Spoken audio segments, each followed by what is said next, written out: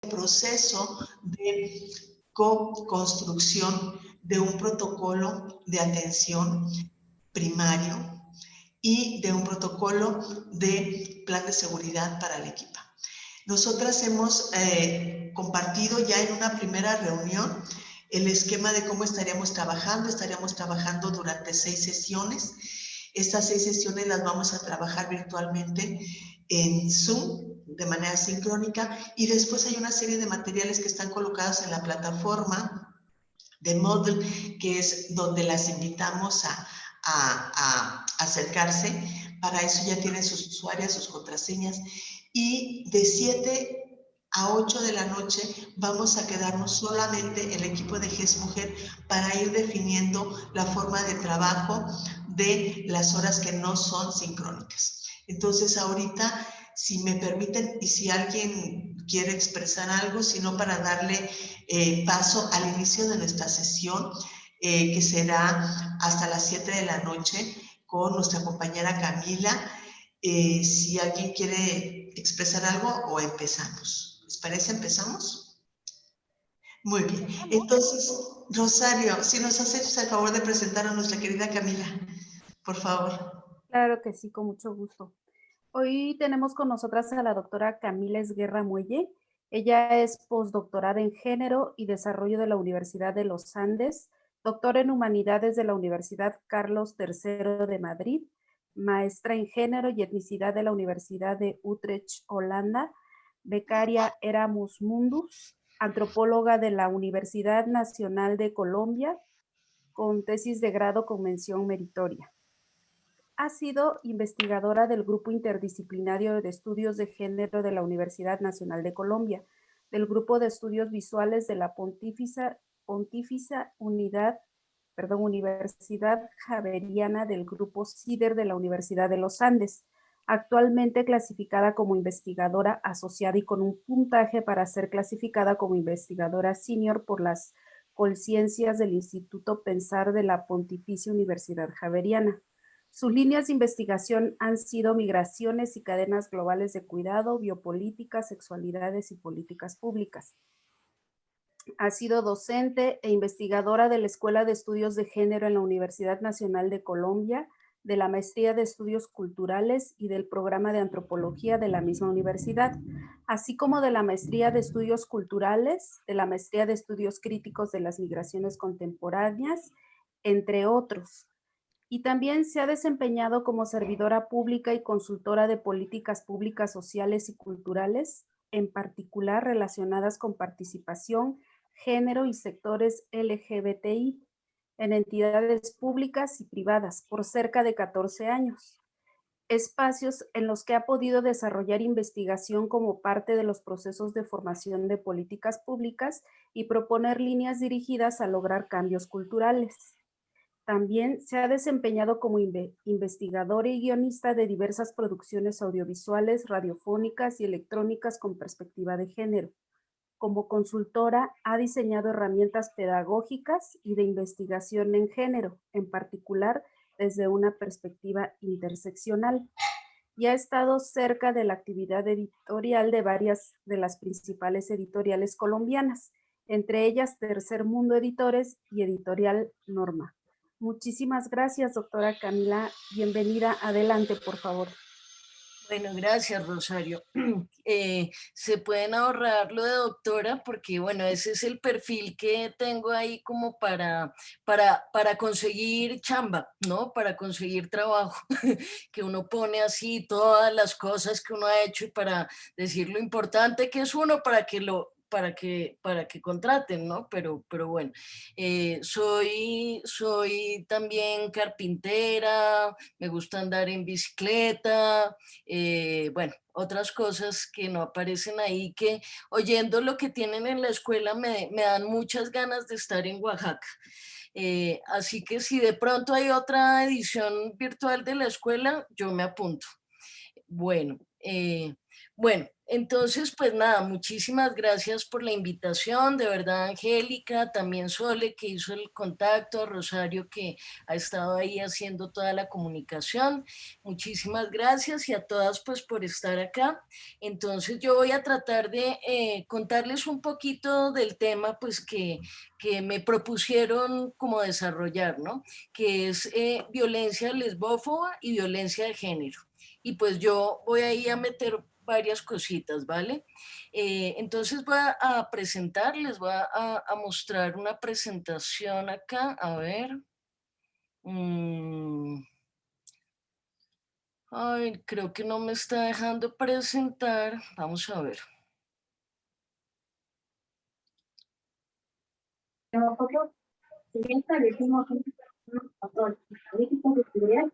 ¿Cómo, perdona?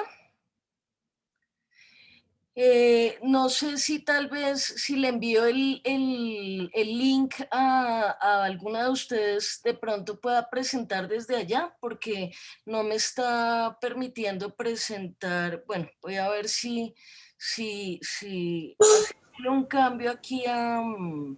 La persona que es que tiene el control puede autorizar que las participantes compartamos pantalla.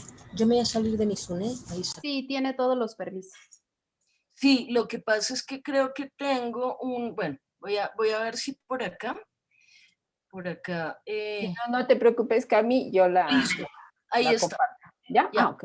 Ya, es que me tocaba cambiar aquí una configuración para que para lograr presentar. Ahí ya están viendo mi Ya. pantalla, ¿cierto? Bueno, entonces, bueno, como les contaba, pues yo les voy a contar un poquito de qué es eso de la interseccionalidad y por qué es importante para analizar como herramienta de análisis de las violencias lesbofóbicas y de género, ¿vale? Bueno, entonces, lo primero es contarles desde dónde hablo yo, ¿no? Entonces, desde la academia, desde el activismo, desde la función pública, o sea, de haber trabajado con el Estado, porque pues bueno, el Estado es como el mayor empleador en el mundo, así que muchas veces pasamos por ahí, aunque tengamos ciertas reservas con este lugar, ¿no? Que de todos modos es como un lugar que hay que disputarse también, ¿no? Pero entonces yo les hablo, pues sí, o sea, como profesora de educación popular también, de academia universitaria, pero sobre todo desde el activismo que llevo desarrollando desde que tenía 19 años, o sea, eso hace 26 años ya, más o menos. Como feminista, como, digamos, también desde los movimientos que aquí llamamos maricones, por no llamarlos queer, eh, que son un poco, pues, movimientos de lesbianas, de no tanto hombres gays como de maricas, ¿cierto? De personas trans, de personas no binarias, de personas intersex. Bueno, y pues digamos que yo he hecho una aproximación etnográfica y también pues muy política desde ahí. Bueno, entonces vamos a entrar, digamos, en materia. ¿Qué es la interseccionalidad? Yo creo que todas ustedes han oído hablar de la interseccionalidad muchas veces, pero vamos a hacer vamos a dar unas puntaladas ahí para afinar esa noción, ¿no? Yo creo que lo primero que hay que decir es que no es una sumatoria, no es una sumatoria de opresiones, o sea, decir una aproximación interseccional no es decir, pues yo soy una mujer afro-mexicana o afrocolombiana, soy lesbiana y soy de clase trabajadora, entonces estoy súper oprimida, ¿no? Porque si lo vemos como una sumatoria, pues hay mujeres, por ejemplo, que a pesar de ser mujeres, tienen unos lugares muy preponderantes en lo político y no solo en lo político llanamente, sino incluso en las necropolíticas. Si uno piensa en Condoleezza Rice, que fue pues la secretaria de Estado de Bush, ¿cierto? Uno ve a una mujer afroestadounidense, ¿cierto? Pero una mujer que adelantó políticas de muerte en el mundo, ¿no? O si uno piensa en Margaret Thatcher, pues es lo mismo, ¿no? Entonces, no es una suma como de identidades, ¿no? Y entonces aquí viene la parte compleja de cómo yo he tratado de explicar qué es esto de la interseccionalidad, ¿no? Y entonces, pues a partir de lo que yo he ido entendiendo desde la experiencia, porque pues para los feminismos es muy importante la experiencia como lugar de conocimiento, pues la entiendo como la operación de distintos sistemas de opresión. ¿Y esos sistemas cuáles son? Están aquí, pero se los leo aquí rápidamente. Género, sexualidad o sistema sexo-género, sexualidad, raza, racialización, racismo, etnicidad, edad, especie, capacitismo, origen, nacionalidad y clase. ¿Sí? Inicialmente, digamos, cuando Angela Davis hablaba de estos cruces de sistemas, hablaba solo de género, raza y clase, pero digamos la comprensión se ha ido ampliando y yo creo que la hemos ido ampliando algunas personas viendo que es que hay muchas formas de opresión, ¿no? O sea, lo que sufren las personas con diversidad funcional pues es una opresión, pero bueno, esta interseccionalidad o esta matriz de opresiones, que era de lo que hablaba Patricia Hill Collins, no es solamente de opresiones, también es de representaciones, porque llamarse a sí mismo afrocolombiana, afromexicana, afroespañola, ¿no? Es un lugar de representación, un lugar político, ¿no? Llamarse a sí misma mujer, o llamarse a sí misma persona no binaria, o llamarse a sí misma hipoacúsica, persona con diversidad funcional, es un lugar de representación y de resistencia, ¿no? Entonces, digamos, esta teoría lo que nos va a explicar es cómo concurren todos esos sistemas de opresión, representación y cómo producen a unos sujetos. Producen a unos sujetos que están en un lugar específico en las relaciones de poder. ¿Sí? Entonces, digamos que no es que produzca una identidad, sino que sitúa a los sujetos en un lugar del poder específico de manera temporal. ¿Sí? Y con esto, ¿a qué me refiero? Por ejemplo, si yo en este momento estoy aquí encerrada en mi casa, ¿cierto? No estoy expuesta a ninguna violencia porque afortunadamente mi casa es un lugar seguro, no para todas las personas feminizadas ni para las mujeres lo es, pero si yo salgo en un momento a la calle voy a estar expuesta a una serie de violencias y entonces esa identidad, ese lugar mujer se activa en mí, ¿sí? Así incluso yo no me asuma como una mujer, ¿sí? Pero todo el contexto me va a leer como una mujer y me va a estar vigilando, me va a estar acosando, etcétera, etcétera. Por ejemplo, les pongo otro ejemplo desde mi experiencia personal. Yo en Colombia soy una blanco mestiza, ¿cierto? Y aquí, como todos los países, este país es un país profundamente racista, como todos los países, no hay uno que no lo sea, y aquí tengo unos privilegios de raza, ¿no? O sea, aquí la gente me ve como blanca, no me están gritando cosas en la calle, de hecho, tengo un lugar también en la clase por el lugar étnico-racial que ocupo, ¿cierto?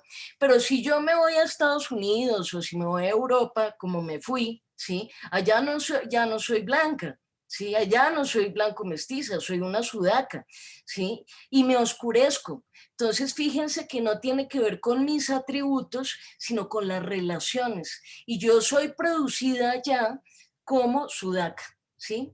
Emerge la identidad sudaca, Camila Sudaca, ¿cierto? Por cómo hablo además, ¿no? Porque la raza y la etnicidad no solamente se organiza a partir de atributos físicos, fenotípicos y esas cosas, sino también a partir, por ejemplo, de mi acento, ¿sí? Del acento bogotano que tengo. Bueno, Entonces, digamos que estas intersecciones afectan a las personas y a los grupos y se dan en situaciones específicas históricas y culturales de mínima, media y larga duración. Yo les hablé, por ejemplo, de una media duración con el ejemplo de Europa, por ejemplo, o de una mínima cuando yo salgo aquí a la calle, ¿no? Y pues no es una simple explicación que nos habla de identidades opuestas, ¿no? En una perspectiva binaria, sino que es una trama muy compleja de matrices de opresiones, como diría Patricia Hill Collins. Bueno, aquí yo les voy a explicar con una grafiquita más o menos cómo es que esos sistemas, digamos, entreverados, tejidos, ¿no? Yuxtapuestos, imbricados, producen a ciertos sujetos. Entonces, por ejemplo, si tenemos aquí el sistema raza, racialización, racismo, ¿cierto? Y lo cruzamos con el sistema sexo, género, sexualidad, entonces vamos a tener, por ejemplo, este tipo de sujetos. El Latin Lover, ¿no? Se dice de los latinoamericanos que son súper buenos amantes porque pareciera que por naturaleza tienen unos atributos físicos, etcétera, etcétera, o que las mujeres son muy querendonas y etcétera. Entonces se produce ese sujeto Latin Lover que se produce desde el racismo y desde el género, ¿cierto? Desde la misoginia, desde la feminización también de los varones a veces, ¿no? O esta idea, por ejemplo, de las mujeres afro, negras o de color, como todas nosotras, digamos, como siempre sexualmente disponibles, ¿sí? Como que siempre estamos ahí para tener sexo con el que le dé la gana, ¿cierto? O, por ejemplo, la exotización de lesbianas marcadas racialmente, ¿sí? Por ejemplo, ver como una novedad a una mujer indígena lesbiana, ¿sí? Es una forma de exotización. O, digamos, en términos históricos, por ejemplo, la producción que se hizo desde la sexología en Estados Unidos y en Europa, básicamente, de las mujeres africanas, negras y lesbianas como bestias. Los sexólogos, Kraft Ebing, por ejemplo, trató de demostrar que las mujeres negras, africanas, ¿no? Y las mujeres y las lesbianas eran más próximas a los animales porque tenían, según él, una constitución fisiológica distinta a las mujeres blancas y heterosexuales.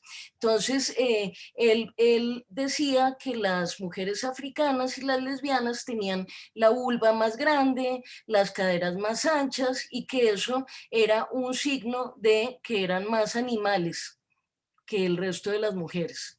Entonces, la homosexualidad, el sujeto homosexual y el sujeto afro y negro se construye desde una noción racista de sexualidad y de género. Si ven la imbricación ahí entre los tres sistemas, a partir de un discurso pues sexológico, por ejemplo, ¿sí? Entonces es muy interesante ver cómo de alguna manera para ejercer violencia sobre alguien tienes que deshumanizarlo. Y con este discurso de tratar de mostrar, ¿cierto? Que las mujeres afro o las mujeres lesbianas eran más animales, pues lo que haces es deshumanizarlas para poder ejercer violencia sobre ellas.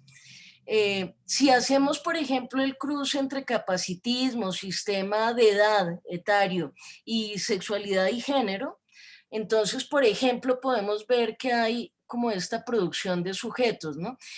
Por ejemplo, a las personas con discapacidad se las infantiliza, ¿sí? Se considera que las personas con discapacidad o con diversidad funcional no tienen sexualidad, entonces se les considera asexuales. Lo curioso es que las cifras muestran que una de las principales víctimas en el mundo de violencia sexual son las personas con discapacidad o con diversidad funcional, ¿sí? Porque a la vez que se las infantiliza, a veces también se las hipersexualiza, ¿no? Entonces, por ejemplo, hay un mito muy asquerosito que dice que las mujeres sordas son hipersexuales y que están siempre cachondísimas y que están siempre queriendo tener sexo, y eso es un discurso que legitima la violencia sexual, por ejemplo, contra estas mujeres. También, digamos, eh,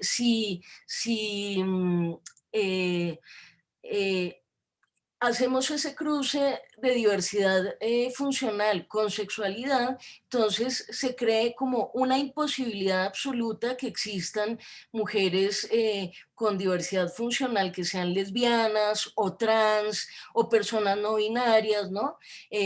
Y esto es como muy importante, ¿no?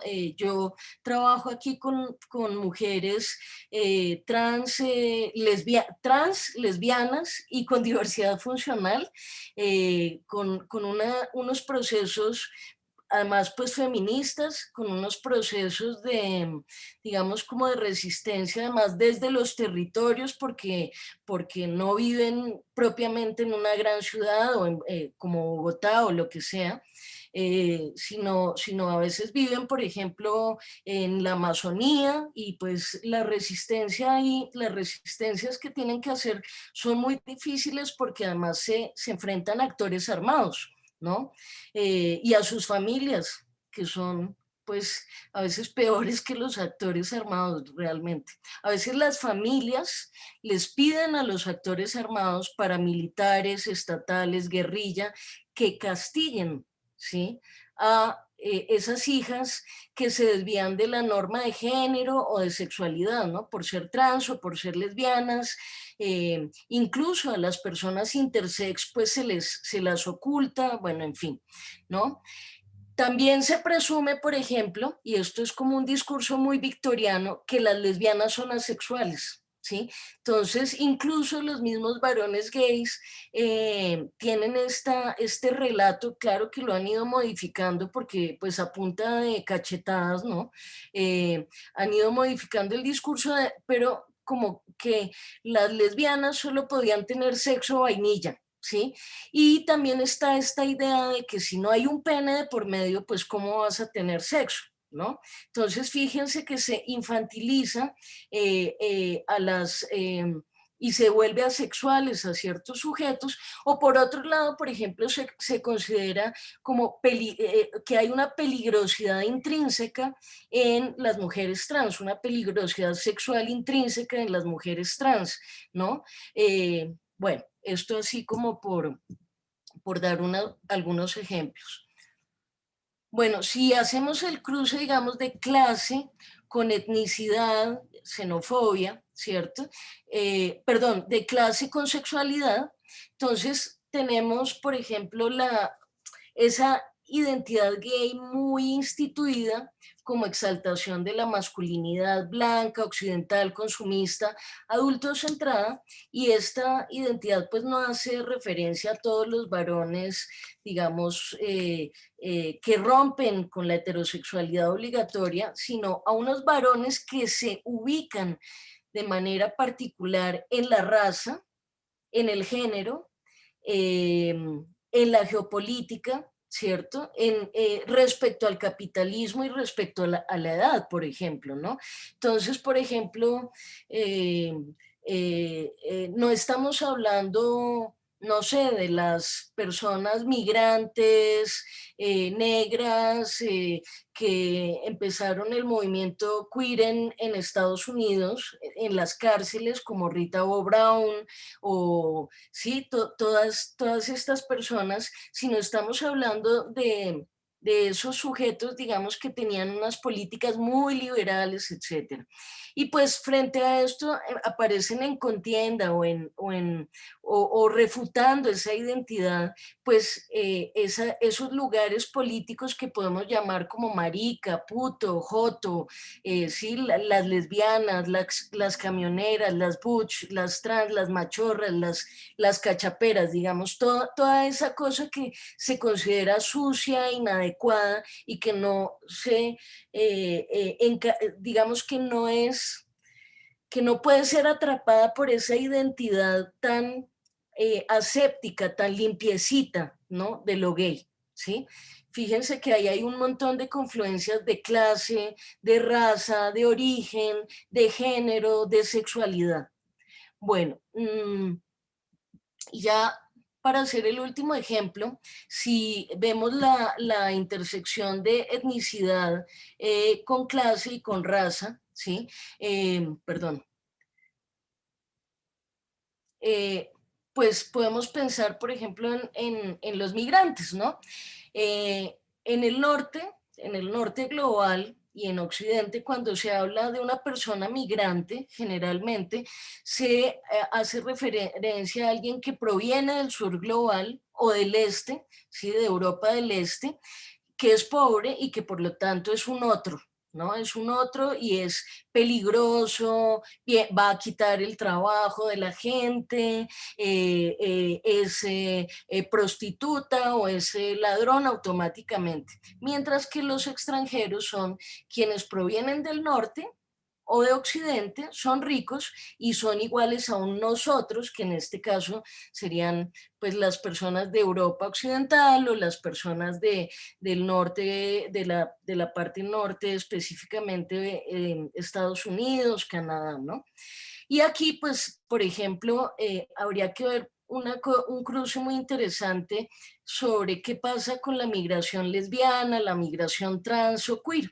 Imagínense ustedes, por ejemplo, em, para...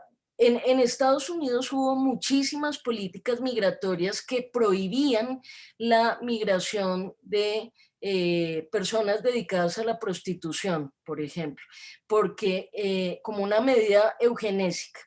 Y también, por ejemplo, de lesbianas o personas que fueran raras. Imagínense a una persona trans tratando de atravesar una frontera, ¿no? A una mujer trans o a un hombre trans, pues es muy difícil, ¿no? Entonces se producen en ese momento del cruce de fronteras unos lugares específicos de, por ejemplo, para estas personas migrantes y unas violencias específicas. Bueno, ustedes ya saben pues que México se convirtió en la frontera ampliada de Estados Unidos en la migración, que muchas personas migrantes que vienen del Triángulo Norte o que vienen incluso de Sudamérica que tratan de pasar a Estados Unidos, pues pasan por un corredor de la muerte en México, ¿no? Y en Colombia está pasando exactamente lo mismo. Yo no sé por qué México y Colombia a veces se parecen tanto, pero así pasa, ¿no? Están encontrando unas formas de violencia que van desde la violencia sexual hasta la desaparición forzada, ¿no? Y todo esto gracias a que las personas migrantes son vistas como oscuras, peligrosas, contaminantes, y pues una persona con una sexualidad o una identidad de género no normativa se ve como una amenaza bárbara, ¿no? Como una invasión que va además a corromper el orden de la sexualidad, del género, etcétera, ¿no? Y esto se produce porque ha habido un proceso de colonización sobre nuestras ideas de lo que era el género, ¿sí? Si ustedes recuerdan, pues en América, en lo que hoy es América Latina y en lo que hoy es todas las Américas en realidad, pues habían sistemas de sexo-género no binarios, ¿sí? Sino que habían hasta 3 géneros, ¿no? En México pues todavía están las muxes, por ejemplo, acá en Colombia hay muchas, bueno, aquí hay alrededor de unas 100 naciones indígenas, 100 pueblos indígenas, y muchos de ellos todavía conservan tradiciones sobre lo que los sacerdotes llamaban mujeres hombres o hombres mujeres, ¿no?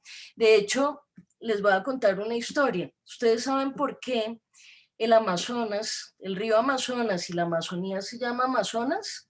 ¿Alguna sabe? ¿No? ¿Nadie, nadie? Yo Bueno, no. No. ¿tú sabes, Sole? No. ¿No? No. Vale. Bueno, pues resulta que cuando los invasores europeos llegaron aquí a lo que hoy son las Américas y concretamente a esa gran región de la Amazonía, que es una región que está entre Brasil, Perú y Colombia, y también en Ecuador, pues se encontraron a unas mujeres que iban a la vanguardia de los ejércitos, que usaban arcos y flechas y que desposaban a otras mujeres, ¿sí? Y encontraron además que había hombres que se vestían de mujer y cosas que ellos no entendían, entonces ellos pensaron que se habían encontrado con las amazonas, con esta leyenda de las amazonas como mujeres guerreras. Eso da cuenta de cómo el sistema sexo-género que había en las Américas no era binario, no era de hombres y mujeres, y existían lo que, digamos, espacios para lo que ahora llamamos como lo trans, aunque pues en lenguas indígenas tiene otro nombre y se concibe de otra manera, como por ejemplo las personas con doble espíritu, se les llamaba en Norteamérica, ¿no? O los camayoas se llamaban acá en Colombia, ¿no?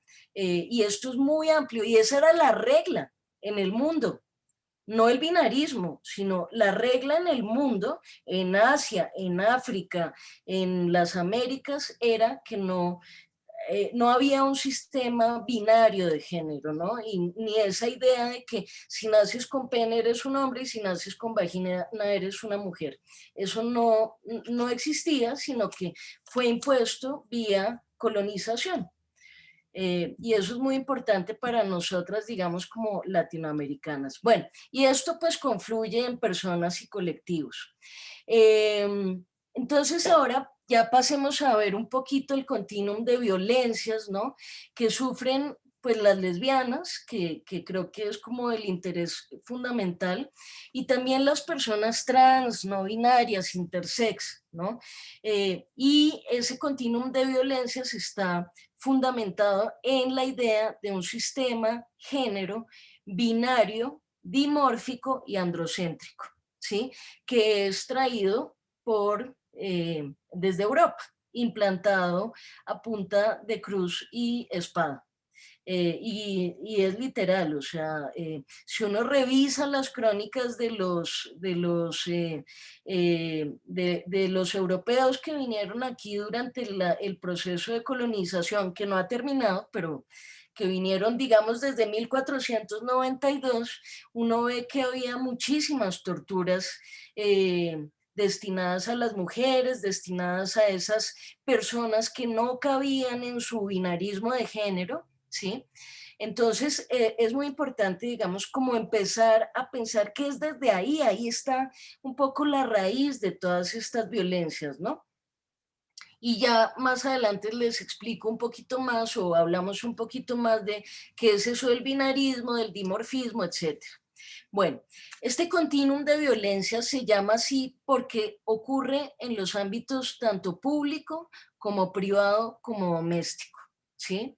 Y ocurre a manos de agentes civiles, la familia, la pareja, y aquí estamos hablando, por ejemplo, también de violencias de mujeres lesbianas contra mujeres lesbianas dentro de la pareja. Y esto es una cosa que uno no se puede tapar los ojos frente a eso porque es un gran problema. Estamos hablando de agentes civiles como los vecinos, ¿no? Como... ¿quién más? Los profesores, bueno, en fin. Agentes armados, legales e ilegales, en el caso pues de nuestros países, agentes paramilitares, agentes militares y guerrillas, ¿no? Básicamente. Y también pues delincuencia común, ¿no? O sea, bandas criminales, este tipo de cosas, ¿no? Y agentes institucionales, ¿no? Que son el Estado y sus aparatos ideológicos, como diría Althusser, que es la iglesia, la familia, bueno, ¿sí? La escuela, todos esos aparatos ideológicos que ayudan a reproducir el Estado y todas las tecnologías del género de las que habla Lauretis, que son los medios de comunicación, etcétera, etcétera. Y esas violencias, pues podemos clasificarlas en letales y no letales. Sí, hay violencias que te llevan a la muerte, simbólica o física, y hay digamos, violencias que atentan contra la integridad. Y pues ahorita ya Angélica pues estaba haciendo un recuento de esas violencias, ¿no? Que son psicológicas, simbólica, emocional, económica, sexual, patrimonial, física, ¿no? Creo que ahí sería importante hacer una distinción entre violencia económica y patrimonial, porque, por ejemplo, la violencia económica es el desempleo o el subempleo que muchas mujeres enfrentan, ¿no? Dentro de ellas las lesbianas y también las trans o los hombres trans. Pero la patrimonial es, por ejemplo, toda esta que te impide, por ejemplo, ser titular de la tierra, ¿sí? O mediante la cual, por ejemplo, te quitan tu herencia material, ¿no? Este tipo de cosas. Habría como esa distinción, pero pues la podemos discutir en todo caso. Y digamos que estas violencias, a ver, ahora no me quiere andar esto, ya, se dan, y por eso también se llama continuum de violencias, en momentos de paz y de guerra, y de paz entre comillas, ¿no?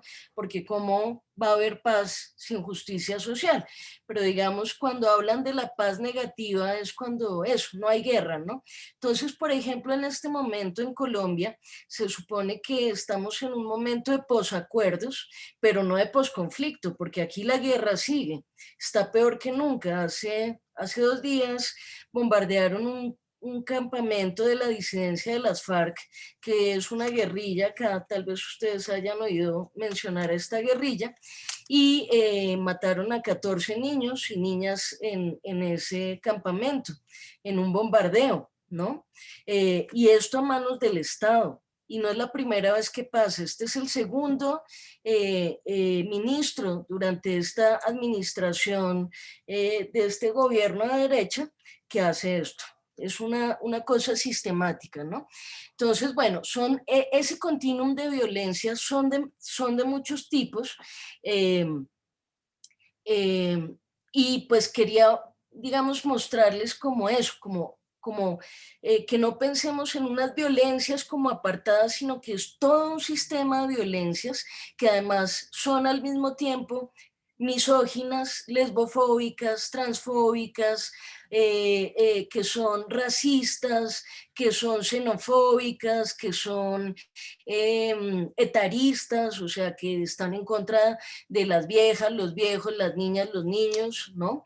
Y digamos que quería también plantearles una cosa muy importante y es entender que las violencias, por ejemplo, lesbofóbicas, no se dan exclusivamente en contra de las mujeres lesbianas, sino en contra de cualquier mujer que no obedece los mandatos de la sexualidad y el género. O sea, una mujer, por ejemplo, que vive sola, que no tiene hijos, puede llegar a ser amenazada e insultada, etcétera, con con expresiones lesbofóbicas, ¿no? Como decirle a una mujer, digamos, que vive sola, le pasó a una amiga mía, que lo que le faltaba era que la follaran bien, que ella pues era una lesbiana porque vivía sola, que además era bruja porque tenía un gato, y la amenazaron de muerte unos narcotraficantes por vivir sola. Y ahí vemos cómo opera esa violencia lesbofóbica contra una mujer heterosexual, ¿sí?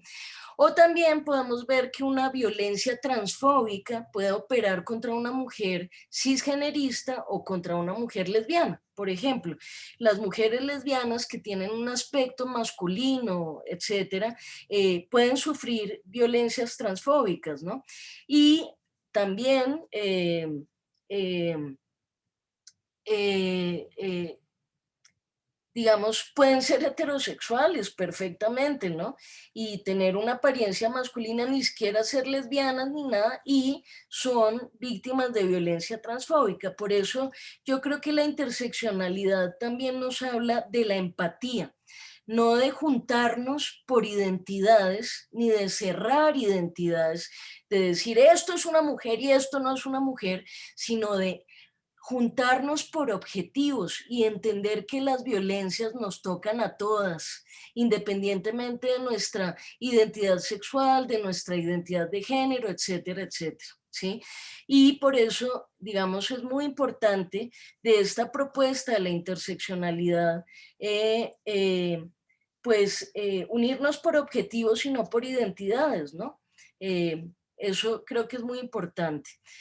Bueno, entonces, un poquito ya para cerrar, porque yo quisiera escucharlas también a ustedes para que de pronto no, me cuenten, ¿no? Como de cómo es en México toda esta violencia lesbofóbica o transfóbica, etcétera. Pues decirles que todas estas violencias pues proceden de un sistema sexo-género moderno, colonial, impuesto, ¿sí? Que es dimórfico. ¿Y qué quiere decir dimórfico?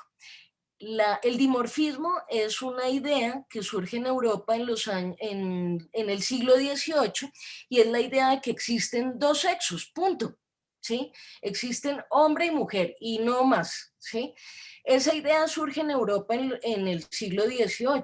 Antes se pensaba que lo natural era el isomorfismo, ¿sí? Y el isomorfismo decía, según, digamos, la doctrina europea, que solamente existían hombres y hombres incompletos, que eran las mujeres. Las mujeres eran vistas, o las hembras humanas, digamos, eran vistas como hombres inacabados, incompletos, ¿sí? Pero cuando empezó a hablarse de dimorfismo, entonces surgió esta idea de que existen dos sexos. Sin embargo, las personas intersex son pues como una clara evidencia de que no existen solamente dos sexos y de que esta es que hay una ideología detrás de esa idea de que existen dos sexos y punto, ¿sí? Y es una idea colonial además, entonces creo que nosotras como después de haber sufrido toda esa historia de colonialismo, creo que tenemos que ser renuentes a creer estos discursos, digamos, que son coloniales, ¿no? Lo binario hace alusión a que existen solo dos géneros también, ¿sí? Mujer y hombre, que si te sales de ahí eres un monstruo, eres una persona imposible, que no es inteligible, digamos, que no es probable, digamos, ¿no? Y entonces, esta norma del binarismo trata de encasillar a las personas en mujer y hombre, pero hay personas que ni se sienten mujeres ni se sienten hombres, o que habiendo sido asignadas con sexo masculino al nacer, pues se construyen como mujeres o viceversa y que incluso cambian, y esto tiene unos costos, ¿no? No es como que huepa, yo voy por la vida y hago lo que me da la gana, sino que tiene unos costos muy altos, ¿no? implica muchas violencias, implica, por ejemplo, que las mujeres trans tengan una expectativa de vida de 32 años en nuestra región, solo 32 años, ¿sí? Implica que las mujeres lesbianas tengan mayores índices de desempleo, mayores índices de violencia intrafamiliar o doméstica o a mano de sus... bueno, esa sí no es más alta, pero mayor índice de desempleo, que sufran formas específicas como por ejemplo violaciones correctivas, formas específicas de violencia sexual. Todas las violaciones son correctivas porque las violaciones de mujeres heterosexuales también son correctivas, pero hay un discurso distinto cuando se trata de una mujer que es percibida como lesbiana o es lesbiana, ¿no? Entonces, todas estas decisiones de la gente de cómo quiere existir, ¿sí? De las mujeres, de cómo quieren existir, de las personas feminizadas, de cómo quieren existir, tienen consecuencias generalmente de violencias que se ejercen contra sus cuerpos y que están estructuradas o que son diseñadas para que no puedan existir, ¿sí? Básicamente. Y pues bueno, es un sistema androcéntrico, es decir, que quien está en el centro de todo son los varones, pero además me faltó una cosa aquí, es un sistema antropocéntrico, ¿sí? Y es que cree que los humanos, y los humanos no son todos, ¿no? Porque las lesbianas, ya vimos, no son menos humanas, las trans son menos humanas, las personas afro son menos humanas, las niñas y los niños son menos humanos, ¿sí? Pero en este sistema que es antropocéntrico, el humano, que es blanco, que es occidental, que es civilizado, entre comillas, que es racional, entre comillas, es el centro de todo el universo organizado por él mismo. Eso es, bueno, lo que les quería compartir hoy. Entonces, pues no sé si quieren, Angélica, tú tenías ya diseñada una metodología, entonces pues ya te doy la palabra. Muchas gracias. Muchas gracias, Camila. Muchas gracias. Efectivamente, tenemos una propuesta metodológica y en esta propuesta metodológica la siguiente fase es que podamos reunirnos de manera aleatoria en pares, que podamos trabajar en pares y el objetivo es hacer un poco una reflexión acerca de estos elementos con la finalidad de provocar un análisis, una reflexión alrededor de este tema. Creo que esta exposición tiene como finalidad que la equipa pueda ir afinando la mirada sobre este tema de la interseccionalidad, que no es la suma, sino es cómo los diversos sistemas de opresión hacen que el entorno social se vuelva más violento. Y en ese sentido tenemos una pregunta, es solo una pregunta que vamos a animarles a poder hablar sobre ella durante 15 minutos.